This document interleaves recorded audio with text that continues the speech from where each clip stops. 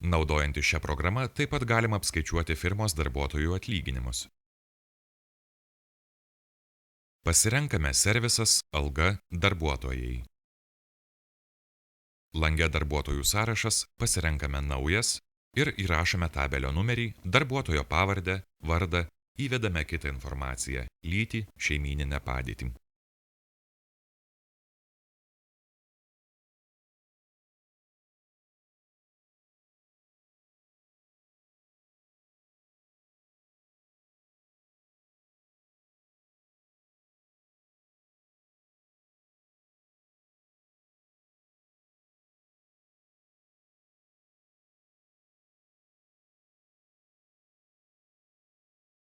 Puslapyje informaciją iš sąrašo nurodome padalinį.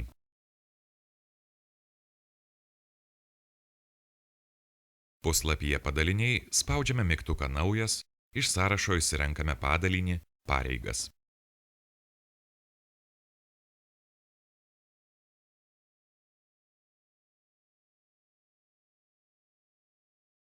Pasirenkame kalendorių.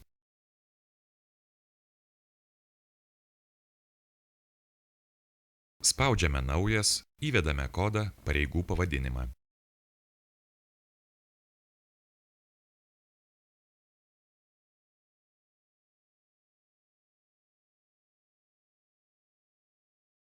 Spaudžiame Naujas ir pažymime darbo, poilsio dienas.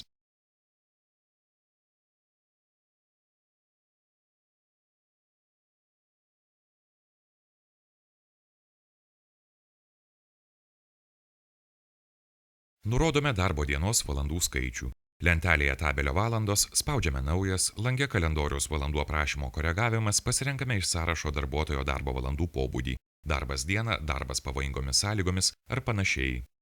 Nurodome darbuotojo darbo valandų pobūdį.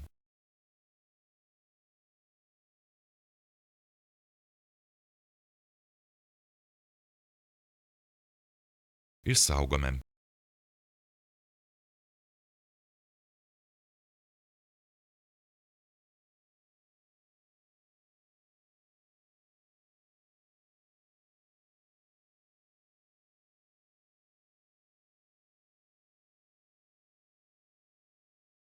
Nustatome sąskaitų ryšį, algos sąskaitų ryšys.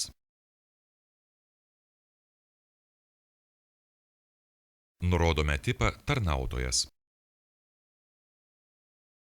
Išsaugome. Puslapyje padaliniai spaudžiame mygtuką Priskaitymai. Lange darbuotojo priskaitymai atskaitymai mygtuką Naujas. Iš sąrašo išsirenkame priskaitymo kodą.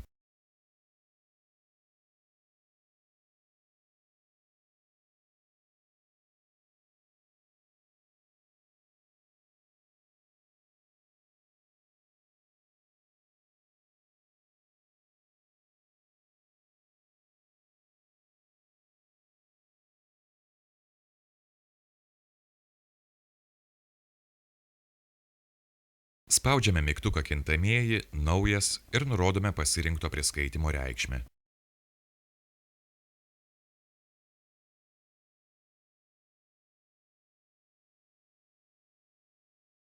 Naujam darbuotojui skirsime 1000 litų atlyginimą.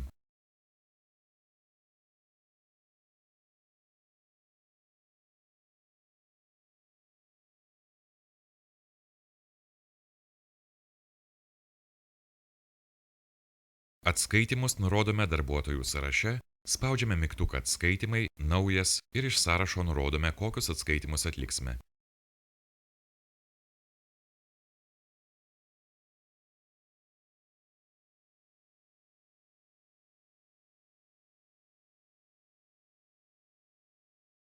Pasirenkame pajamų mokestį ir mokesčius sodrai.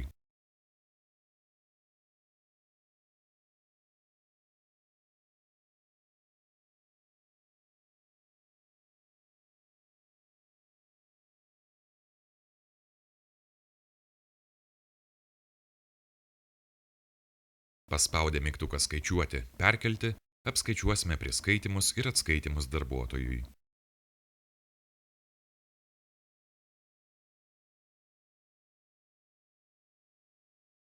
Dabar užpildysime tabelį pagal faktiškai dirbtą laiką.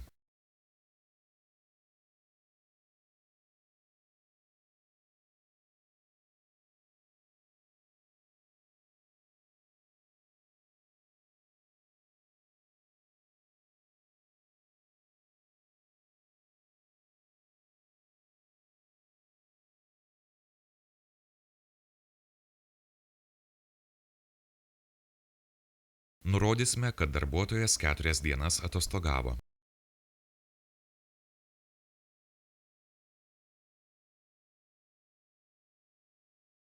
Perkeliame duomenis.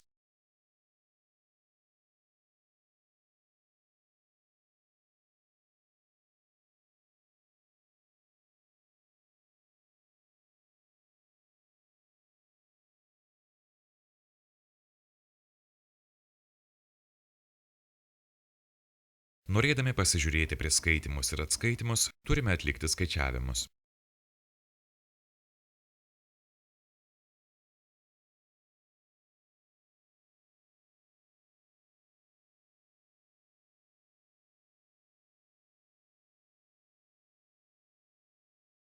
Matome priskaitymus ir atskaitymus darbuotojui.